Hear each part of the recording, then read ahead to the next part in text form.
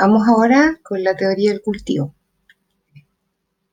En la primera parte vimos Escuela de Frankfurt y existencialismo y ahora vamos a concluir con la teoría del cultivo de Jepner. La teoría del cultivo se refiere al impacto de la violencia que transmiten los programas y series de televisión y en que se cultivan modelos e ideologías tendientes a ensalzar la violencia. Supone que las personas proyectan en la realidad lo que aparece en las pantallas. Estos niveles de violencia encuentran en niños y adolescentes receptores indefensos ante el despliegue de ataques y que pronto comienzan a repetir dichas conductas. Así, las situaciones que emite y repite la televisión se transforman en comunes, en parte de una vida diaria en que la violencia aparece como una condición de supervivencia.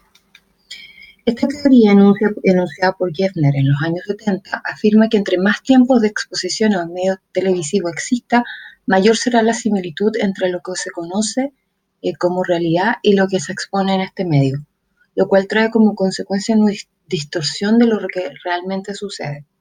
¿Qué quiere decir esto? Que mientras más tiempo de exposición tengan niños y jóvenes a la televisión, eh, sobre todo programas que exacerban la violencia o a videojuegos, van a tender a tener una distorsión entre lo que es real y lo que es ficción.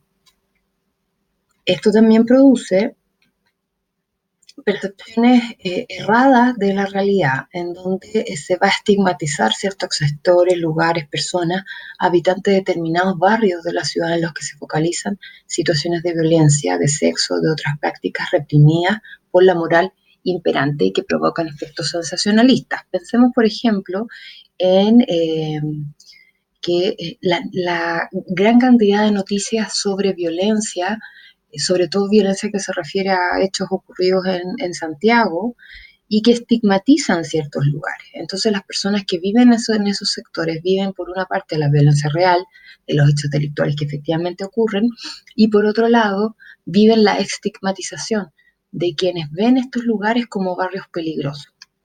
Las principales críticas a esta teoría son que ignora la capacidad de raciocinio del espectador, es decir, que yo, como espectador de un programa de televisión, puedo discernir que lo que estoy viendo es ficción y no es realidad.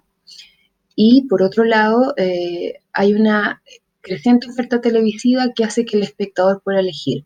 Lo vemos ahora con plataformas como Netflix, como Amazon, las plataformas que están teniendo los propios canales de televisión nacional, de televisiones, de emisoras nacionales, en donde uno puede elegir qué es lo que ve y puede saltarse estos programas que tiendan a la violencia. La agenda setting también corresponde a una teoría surgida en los años 70 que plantea que los medios de comunicación establecen en las audiencias las materias sobre las cuales pensar, opinar y debatir. Por ejemplo, qué temáticas son más relevantes y cuáles no. Los periodistas, según la línea de su medio, deciden qué es noticia y qué no, de acuerdo a los intereses de los medios, sacrificando muchas veces hechos positivos que puedan significar logros o avances científicos, sociales o educacionales. La teoría de la agenda setting se refiere a que en el fondo son los medios los que instalan los temas, no se instala el tema que cierto sector político o social quiera poner en la temática de los medios de comunicación. Podemos relacionarlo con lo que ha ocurrido en el último mes y medio en Chile, donde la misma ciudadanía se manifestó y posesionó el tema en los medios. Pero la forma en que se aborda ese tema va a depender mucho de lo que vemos en la televisión. Lo que aparece en televisión es también lo que aparece en la prensa escrita y en la radio. Surge una agenda temática que en realidad es una alianza tácita entre los gobiernos y los medios de comunicación para comunicar a las audiencias lo que ellos estiman conveniente y ocultar lo que pueda resultar peligroso o perjudicial para la estabilidad del país. Ojo con esto.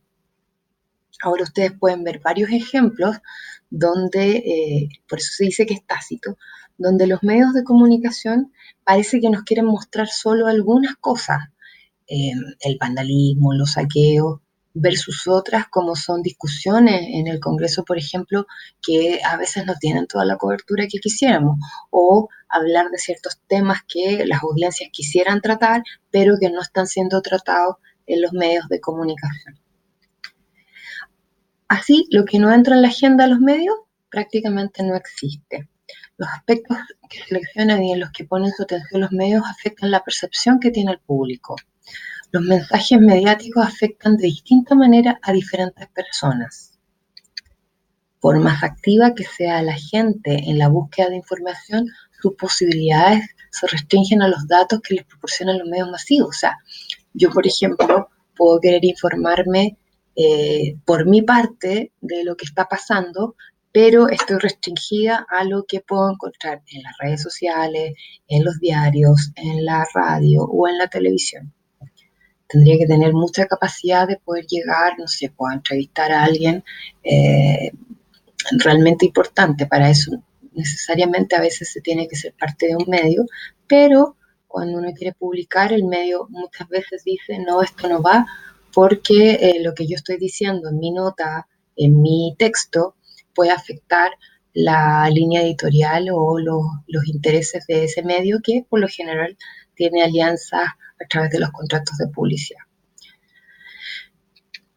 Bueno, eso era la agenda SETI y la teoría del cultivo. Quiero invitarlos a mandarme sus preguntas, a que conversemos de aquello que no queda muy claro. Mañana o a más tardar el martes también voy a subir un video con la materia de la primera unidad para que podamos conversar también de eso. Recuerden ponerse de acuerdo y decirme en qué horario quieren que nos juntemos para hacer un encuentro virtual. Buenas noches.